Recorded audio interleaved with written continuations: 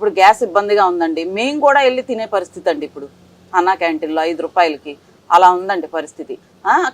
అన్నా క్యాంటీన్ అంటేనే ప్రజలందరూ కూడా గత ప్రభుత్వంలో తీసేసినందుకు తగిన బుద్ధి చెప్పామండి. అన్నా క్యాంటీన్ పెట్టి తీసేసినందుకు, వాళ్ళు పెట్టింది తీసేసినందుకు.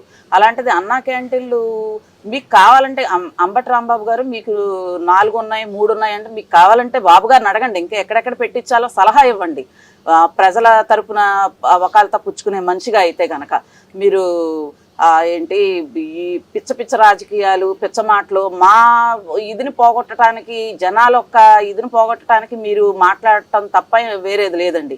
అయినా మీ మాటలన్నీ కూడా జనాలుగా మేము ముఖ్యమంత్రి కింద చంద్రబాబు నాయుడు గారు పట్టించుకునే పరిస్థితి లేదని మీరు బాగా అర్థం చేసుకోవాలి. మీరు ఎన్ని మాటలు, అవాస్తవాలు, అవాకులు చవాకులు ఏదైనా సరే, ఎటువంటి మాటలు మాట్లాడినా మీకు ఆల్రెడీ తగిన గుణపాఠం చెప్పామండి ప్రజల కింద ఓటుతోటి.